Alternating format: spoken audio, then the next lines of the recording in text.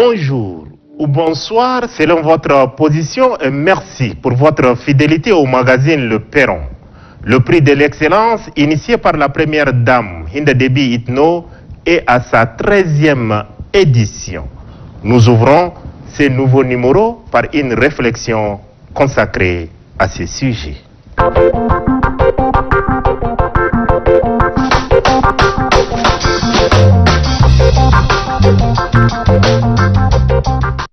La reconnaissance du mérite est une tradition, tel est le sens fort que renvoie la première dame Hinda Déby Itno, qui, depuis l'instauration du prix de l'excellence au bac en 2017, ne rate aucune occasion pour rehausser de sa présence cette grande messe. 2020, malgré les incertitudes imposées par la pandémie de la Covid-19, ne l'a pas empêché d'être là, au milieu des lauréats et leurs parents, tous radieux. Pour la marraine de la cérémonie, comme les parents, la joie est à son comble, car devant eux se trouvent leur progéniture, les meilleurs bacheliers sortis du lot par leur travail. Récompenser les efforts des candidats au bac après de durs labeurs au fil des années s'est imposé comme un événement, et pour cause, le baccalauréat, considéré comme baromètre du système éducatif, reste toujours prestigieux, entouré d'un mythe qu'il faut braver et une exigence à satisfaire pour tout élève dans son cursus scolaire. Il demeure la clé qui donne accès aux études supérieures. L'obtenir surtout avec brillance est un succès qui rime avec prix, la saine émulation et l'objectif derrière la cérémonie parrainée par la première dame qui, soucieuse de l'avenir de ses enfants, ne rate aucune occasion pour célébrer de la plus bonne manière l'excellence. Au-delà de la reconnaissance des efforts, il s'agit pour elle d'une invite aux jeunes élèves tchadiens à toujours être en quête de l'excellence et de rester des exemples partout où ils seront. Grâce à ces prix, la compétition est devenue féroce pour les candidats qui étaient cette année au nombre de 87 500 candidats, dont 33 000 élèves sont reçus. Les 100 qui se sont dégagés du lot viennent de N'Djamena et de l'intérieur du pays, des établissements scolaires privés et publics. Autant de facteurs qui font de la cérémonie de remise de prix de l'excellence un événement de taille et fédérateur. L'excellence célébrée, vantée, magnifiée se perpétue ainsi de la meilleure manière, suivant la vision du maréchal du Tchad Idriss Déby Itno, convaincu que seule une jeunesse éduquée et formée pourra rendre fort la nation tchadienne. C'est ce qui justifie d'ailleurs l'octroi des moyens colossaux investis dans ce secteur qui connaît une modernisation et une réforme profonde aux effets tangibles. Réformes qui ne peuvent aboutir que si les autres acteurs s'investissent à fond, les parents et les hommes de créer en premier, à qui la première dame Hinda Déby Itno a eu une pensée profonde du fait de la place qu'ils occupent et des sacrifices qu'ils consentent. Le maréchal du Tchad, Idriss Déby Itno, président de la République, chef de l'État, a reçu en audience le président de la commission de la CEMAC, professeur Daniel Ona Ondo, accompagné du gouverneur de la BAC, Abbas Mohamed Toli. Les échanges ont porté sur la situation économique de la zone CEMAC. La pandémie de Covid-19 fait planer des menaces sur l'économie mondiale. Ce n'est pas une bonne nouvelle pour la zone CEMAC, dont l'économie s'est contractée depuis 2014 suite à la chute des cours de matières premières. Il est donc du devoir des responsables des instances de la CEMAC en charge des questions économiques et financières d'éclairer les lanternes du grand public. C'est pour informer le maréchal du Tchad de cette situation, mais aussi recueillir ses orientations que Daniel Ona Ondo, président de la commission de la CEMAC, et Abbas Mohamed Toli, gouverneur de la BAC, ont fait le déplacement de N'Djamena. C'est en présence du ministre des Finances et du Budget, Tahir Hamid Ngilin, de celui de l'économie, Dr Issa Doubraï, et de quelques membres de son cabinet que le maréchal du Tchad les a reçus. Vous savez que nos pays traversent une crise aiguë, une crise due à la Covid-19, une crise due à la baisse du prix du pétrole. Vous savez très bien que 5 pays sur 6 produisent du pétrole en Afrique centrale. Il est évident que les chefs d'État ont pris des décisions au niveau national. Le gouverneur et moi-même avons pris des décisions au niveau de la communauté. Le gouverneur a pris des décisions au niveau monétaire. Au niveau de la communauté, nous avons pris des décisions pour essayer de redresser la situation économique de nos pays. Les pays vont connaître une récession. Mais compte tenu des décisions qui ont été prises, je crois que la catastrophe annoncée n'aura pas lieu. Les prévisions ne doivent pas faire peur. Comme le président de la commission CEMAC, le gouverneur de la BAC, Abbas Mohamed Toli, est optimiste. En tout cas, il y avait eu beaucoup plus de peur que de mal, ça c'est une certitude. Et nous continuons à avoir un niveau de réserve qui est très confortable, 70% de couverture. Les pays sont en programme et nous observons également un assainissement des finances publiques. Et donc, en tout cas, aujourd'hui, de l'avis de tous les oracles de la prédiction, la récession sera de courte durée et tout le monde anticipe une reprise en 2020. Je pense qu'il faut déjà ne pas se faire la peur, il faut avoir de l'espérance et continuer à espérer que les États continuent à appliquer les mesures de réforme qu'ils ont engagées. Et donc on invite également les citoyens de la communauté à avoir foi dans l'avenir et à avoir de l'espérance pour les conditions économiques en 2021 et pour les années à venir. Mais l'optimisme ne devrait pas pour autant écarter la prise de mesures vigoureuses. C'est ce à quoi œuvre le maréchal de Tchad de concert avec les autres dirigeants de la CEMAC afin de permettre à la sous-région d'amortir le choc et se concentrer sur le développement de la communauté. Aussi, le ministre congolais des Affaires étrangères, Jean-Claude Ngakoso, porteur d'un message de son président, est-il reçu par le maréchal du Tchad. Brazzaville, la capitale congolaise, abritera vers la fin de ce mois d'octobre les festivités commémorant le 80e anniversaire de l'appel historique du général de Gaulle à refuser la défaite contre le nazisme. C'était le 18 juin 1940. Pour mémoire, le Tchad est le premier pays africain à avoir rallié la France libre du général de Gaulle le 27 août 1940. C'est de Fort-Lamy, actuel N'Djamena, que le premier régiment est parti rejoindre le général Leclerc. Si le Tchad est le premier à répondre à l'appel du général de Gaulle, force est de reconnaître que Brazzaville était la capitale administrative de l'Afrique équatoriale française à cette époque. Raison pour laquelle le président congolais Denis Sassou Nguesso invite officiellement son homologue tchadien à honorer de sa présence cette commémoration. La cérémonie commémorative de l'appel du 18 juin 1940 que Brazzaville se propose d'abriter a pour objectif de mettre en exergue le rôle prépondérant joué par l'Afrique dans la libération de la France. D'amples explications sur la commémoration à Brazzaville du 80e anniversaire de l'appel historique du général de Gaulle avec le chef de la diplomatie congolaise, Jean-Claude Ngakoso.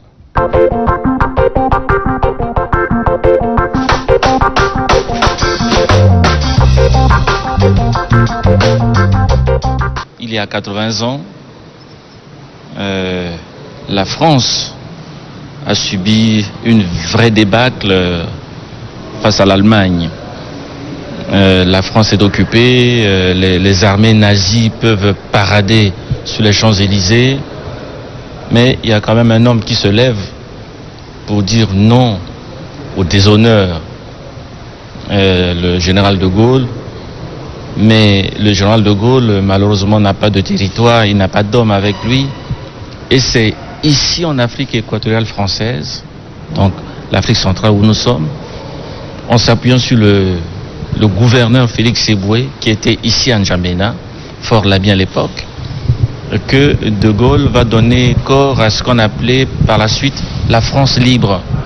La France libre, en fait, c'est une forme d'organisation, de réorganisation des troupes, des bataillons de marche qui vont aller prendre part aux grandes batailles à Koufra, à Bir Hakeim et jusque sur les champs de bataille en Europe, jusqu'à Berlin.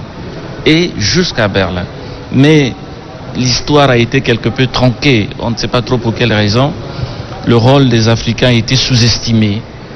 Et nous pensons que c'est l'occasion de remettre un peu les pendules à l'heure, surtout pour nos chefs d'État, de porter un message fort à la jeunesse africaine et au monde, pour dire que l'Afrique est présente dans l'histoire, l'Afrique a été active dans cet grand événement qui a été la Seconde Guerre mondiale. Et donc, à cette occasion, un colloque va être organisé à Brazzaville, qui va être ponctué par la présence des chefs d'État, comme je l'ai dit tout à l'heure, par les messages que nos chefs d'État vont porter à l'Afrique et au monde. D'une audience à une autre, le maréchal du Tchad, Idriss Déby Itno, président de la République, chef de l'État, a accordé également une audience au ministre espagnol des Affaires étrangères, par ailleurs président de l'Assemblée générale de l'Alliance Sahel.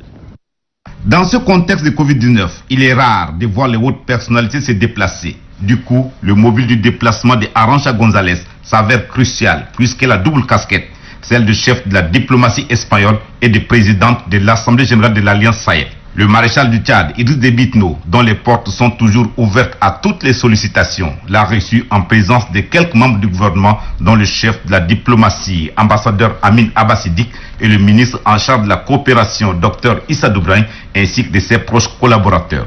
Le renforcement des relations de coopération bilatérale Tchad-Espagne et la situation sécuritaire dans l'espace Sahel, notamment la lutte contre le terrorisme et le trafic de tout genre, contre lesquels le maréchal du Tchad et l'armée nationale tchadienne se sont érigés en bouclier, sont au menu. En tant que présidente du Sahel, je suis venue pour écouter les priorités du maréchal, les priorités du Tchad par rapport aux besoins de développement économique et social, de manière à ce que cette alliance puisse répondre aux besoins autour du lac Tchad, qu'il puisse répondre aux besoins des développements économiques, des avancements de droits des femmes et de l'entrepreneuriat de femmes, de l'éducation, de la santé et surtout de la sécurité. L'Alliance Sahel, dont Arantxa González assure la présidence de l'Assemblée générale, est une plateforme de coopération internationale pour investir davantage et mieux au Sahel. Son objectif est la stabilisation et le développement global du Sahel par le financement des projets pour répondre aux défis sécuritaires, démographiques, économiques et sociaux, lesquels sont les préoccupations sans cesse portées à la connaissance de la communauté internationale par le maréchal du Tchad Idriss Déby Itno à chaque fois que la question du Sahel et du flux migratoire subsaharien vers l'Europe sont évoquées. Arantxa González est réconforté par la fidélité invincible du maréchal du Tchad à ce sujet. Le maréchal était très clair quant à son désir et il compte beaucoup sur l'Espagne, à la fois sur le plan bilatéral mais aussi à l'intérieur de l'Union européenne pour donner cette impulsion supplémentaire aux relations entre les pays sahéliens et l'Union européenne. On est en face sur beaucoup de sujets.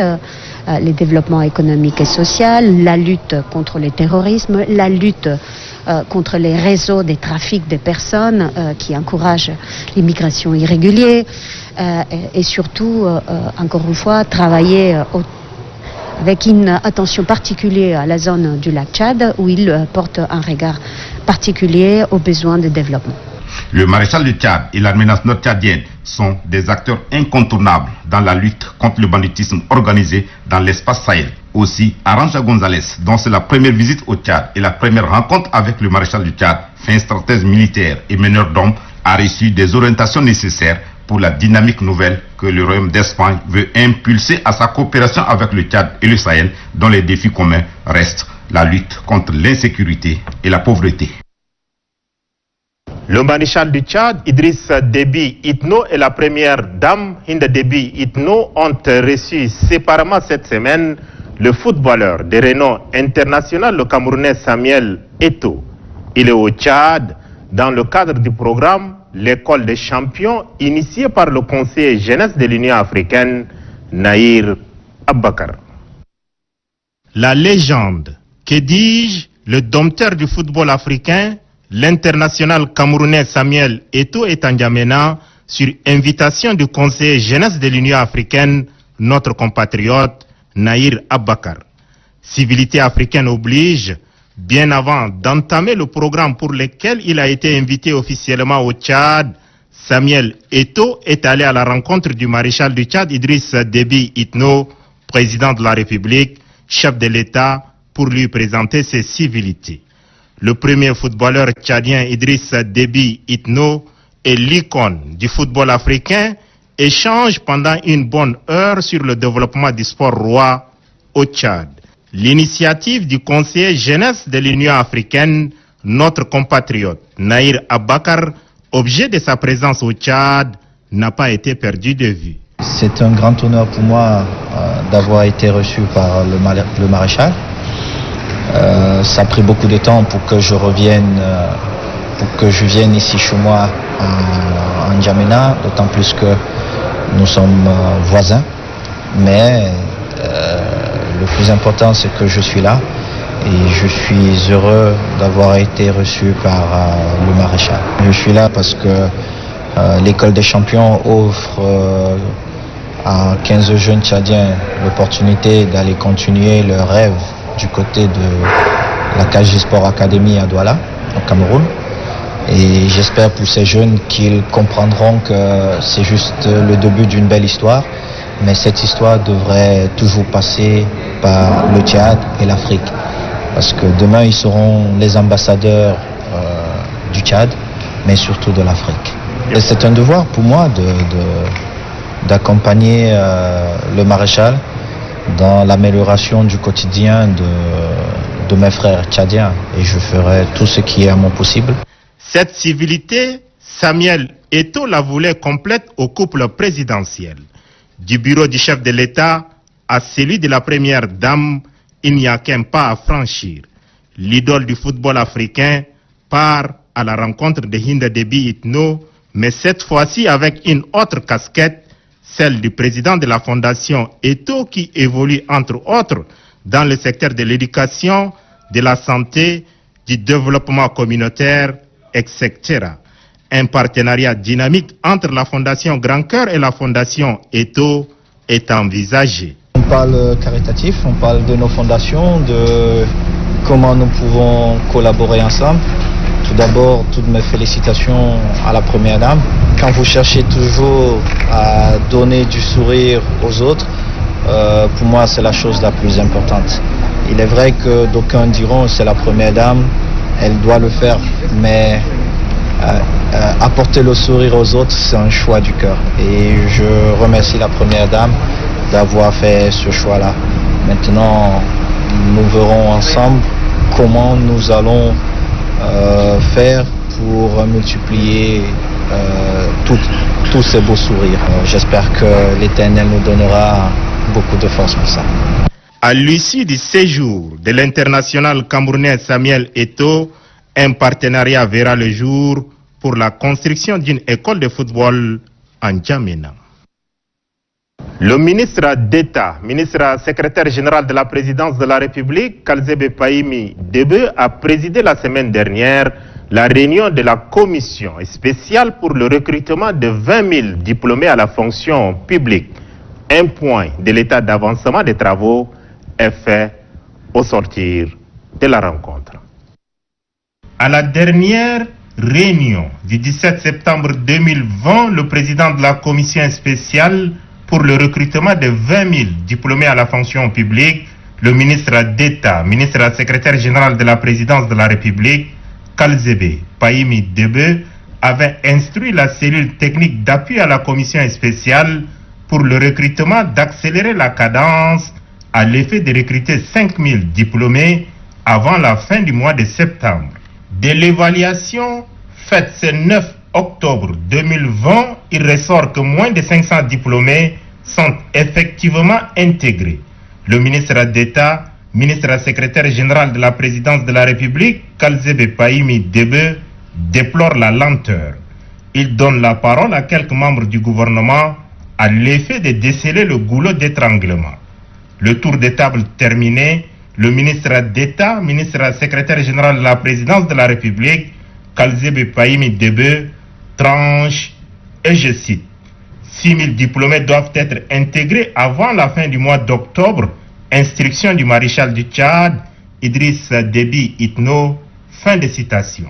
Le ministre d'État exhorte le ministre de la fonction publique, de l'emploi et du dialogue social, Ali Mboudoumi, à mettre le bouchée double à l'effet d'intégrer très rapidement les lauréats des écoles de l'agriculture de Baïli, ceux de l'INGS, de l'ENAS, les postulants au ministère de la Femme, etc. Un état d'avancement a été déroulé et le président de la commission spéciale a jugé insuffisant et il nous a donné des instructions fermes d'ici fin octobre pour qu'on respecte le nombre fatidique retenu par ces soins. Le volet intégration, terminé en sa qualité de président du Haut Comité technique tripartite, le ministre d'État, ministre secrétaire général de la présidence de la République, Kalzebe Payimi Debe, aborde les points non encore exécutés de l'accord signé le 9 janvier 2020 entre le gouvernement et les partenaires sociaux. Au terme de l'accord signé entre le gouvernement et les syndicats, en date du 9 janvier 2020, il restait encore 2 points à respecter. Donc les 2 points ont été déjà entamés et nos partenaires syndicaux ont été bien éclairés et très rapidement les 2 points seront respectés par le gouvernement conformément à l'esprit et à la lettre du protocole signé entre le gouvernement et les partenaires syndicaux. Les 2 points sont notamment le dégel sur les effets financiers et avancements et les frais de transport. Le ministre d'État, ministre secrétaire général de la présidence de la République et les membres de la commission spéciale pour le recrutement de 20 000 diplômés se retrouveront la semaine prochaine pour une autre évaluation.